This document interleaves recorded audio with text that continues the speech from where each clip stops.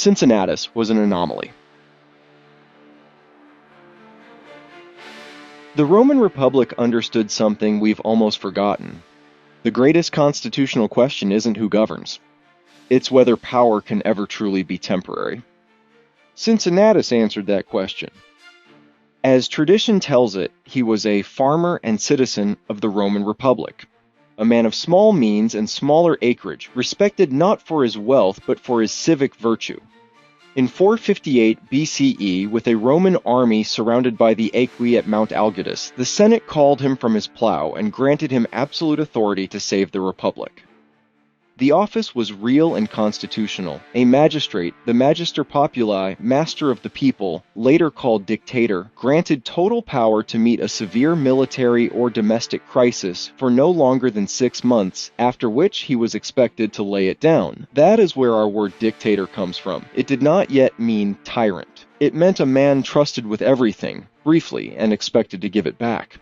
Cincinnatus defeated the Aequi. He took only enough spoils to pay his men and honor the gods, refusing any reward for himself. And then, with months of absolute power still lawfully his, he resigned in about 15 days, celebrated one triumph for the army's success, and went home to his farm. No fanfare, no fortune, no lingering hand on the reins. His public life was the rescue of the Republic. His private life was a small field he returned to and never left again. That is the whole legacy, and this is the part almost everyone forgets. His greatness was in both spheres. Many leaders have imitated his public act, the graceful surrender of power. Almost none have matched the private virtue beneath it. The man who never grew rich, never traded his name for influence, never used what he'd held for anything at all. We celebrate Cincinnatus because he gave up power. But if our republic depends upon finding another Cincinnatus, it is already failing. George Washington is called the American Cincinnatus, and in public he earned it. He stepped down after 2 terms, when he could have held power for life, but he honored only half of Cincinnatus's example. Because before he surrendered power, he spent a lifetime relentlessly acquiring it. Washington was a soldier, yes, and at Jumonville Glen in 1754, historians credit the young officer's ambush with helping ignite the 7 Years' War, the French and Indian War to American ears, not merely fight in it. He was also, throughout his life, an enslaver of hundreds of people whose forced labor built his fortune and an aggressive land speculator.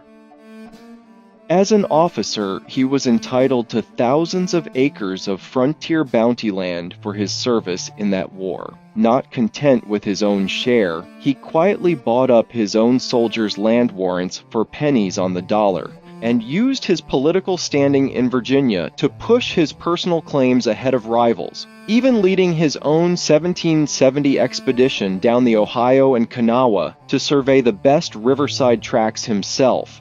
His lifetime holdings ran to tens of thousands of acres across the Ohio Valley and western Pennsylvania. Then the Crown intervened. British restrictions on westward settlement threatened the value of exactly the frontier lands Washington had spent decades accumulating. Historians have argued that for men like Washington, this was not an abstract quarrel with London. It was a threat to a personal fortune, and it helped push Virginia's landed gentry toward revolution.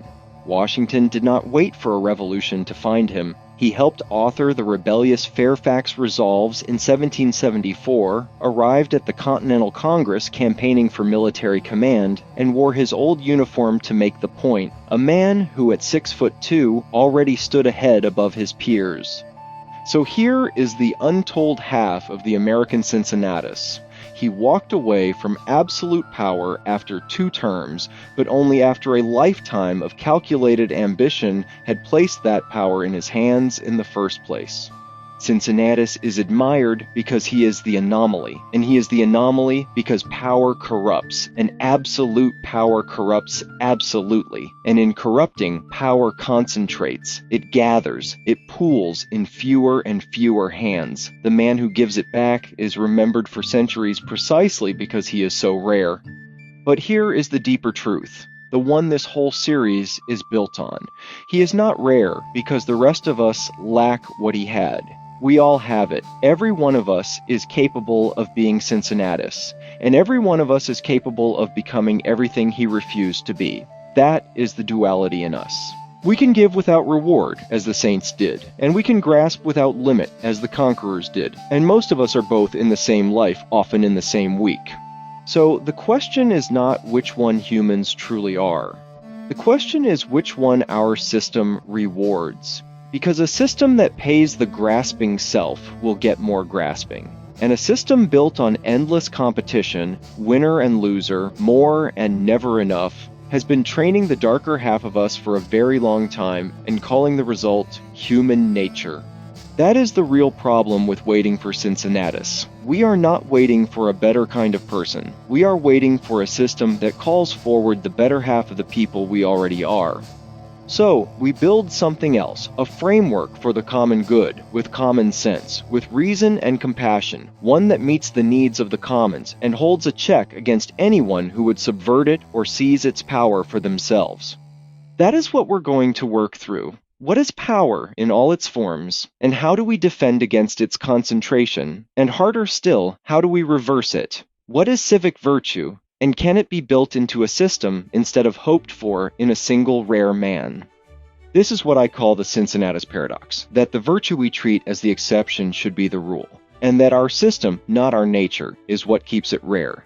Politics fails not because people are incapable of virtue, but because institutions reward the accumulation of power more reliably than the exercise of virtue. This is the first video in a series laying out these concepts. This is a recognition of who we are, not a theory of perfect people, recognizing our drives and desires for power and how that thirst becomes insatiable, because every power tends to become permanent. And liberty survives only when no power ever becomes irreversible. And the question beneath all the others, how do we ensure that everyone doesn't merely hold the rights to life, liberty, and the pursuit of happiness, but actually gets to live them? You cannot build a republic on the hope of another Cincinnatus. You have to build one that doesn't need him.